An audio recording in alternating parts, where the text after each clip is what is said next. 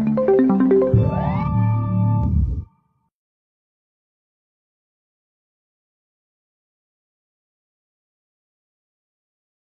here with Richard Marigold, who is the Data Protection Officer at HomeServe. Richard, you've been working in privacy from before it was the cool thing to do. So what have you seen change over the past 10 years? All sorts of things. So when I started working in privacy, it was certainly information governance and data protection was really pigeonholed to the public sector. So the NHS took a great interest in it, medical companies took an interest, local authorities to a point took an interest, but it wasn't really out in the sort of broader commercial world. So smaller businesses and SMEs didn't really take it very seriously. There was never really any enforcement action. Nobody ever really got in trouble. And if you look at the fines sort of 6-7 years ago, they were always against public authorities. They were always against councils, always against the NHS. Whereas now the commercial sector has taken a much greater interest. Obviously the ICO takes a greater interest in private companies and the way private companies are handling information. So there's been a real shift from sort of a back office function to something that now, when you look at the size of where we are today, has become a real issue for everybody. So it's been a big change. And we're 6 months on from when GDPR kicked in. Is that word annoying to you now? Yeah. What do you think it's achieved? It's a good question. I think it's achieved partially what it set out to do. So if you go back 18 months, so pre-GDPR, you go to the 24th of May this year and look at the consumer landscape and the way people were talking and the way people were thinking. Nobody really understood what their rights were, nobody really took an interest, and then the 25th of May onwards, bang, everybody took an interest, everybody's wanting to understand more about who's got their information, what they're doing with it.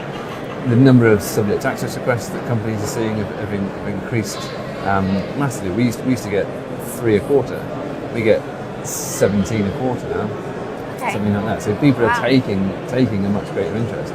People are reading the privacy notices. People are understanding more who's got their information and taking umbrage to it. You look at Cambridge Analytica and the aggregate IQ scandal. You look at what's happened with British Airways being hacked. It's more prevalent in the press, and I think consumer awareness has increased massively, and that is to do with the GDPR because it went out, it was in the press, and it got people talking about it. Do you think it's GDPR that's had that effect, or the high-profile breaches, the Cambridge Analytica scandal as well? I think it's a bit of both. I think because GDPR was so widely reported when it came out, everybody, you couldn't get away from it. It was in every newspaper. It was on every local radio station. Everybody was talking about it. We're not going to be able to email people. We can't do any marketing anymore.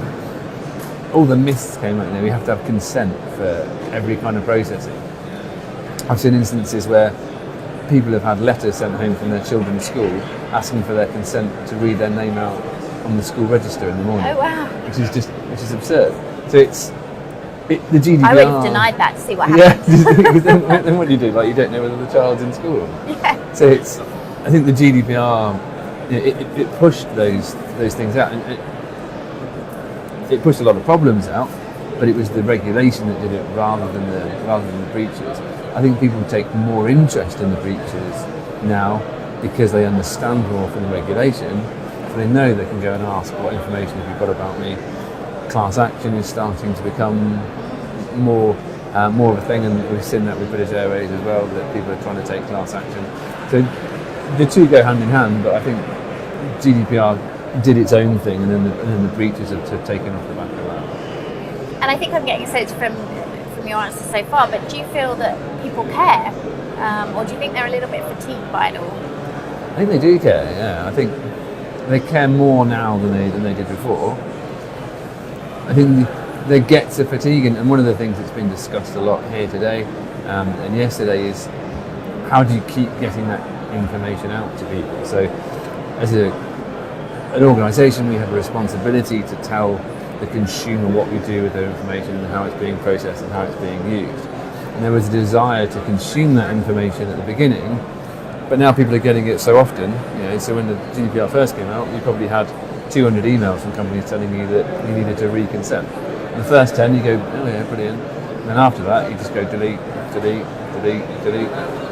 So there's almost too much information that people lose interest and they stop going. So it's now, how do you package that up and make sure that it's interactive and people can get an interest in it again. But I think you're right, the fatigue has well and truly set in.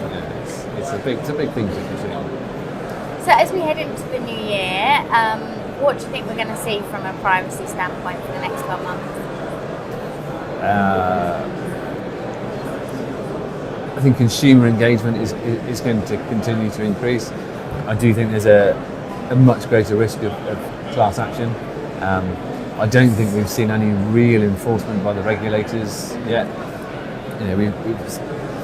We've seen light touches of what the ICO can now do and what they can achieve, but we haven't really seen how far they can go. And I think once we start to see that, and we start to see a decent level of enforcement, then you're going to see a fundamental shift in the way companies look at privacy. So the companies that haven't done anything yet will start to take notice when that enforcement action comes in. So for me, that's the sort of next stage. That's where you kick that fatigue back into touch and get people to start again, and start getting interested again. Brilliant. Well, thank you very much for speaking with me today, and it's been really nice to meet you. And you. Thanks very much.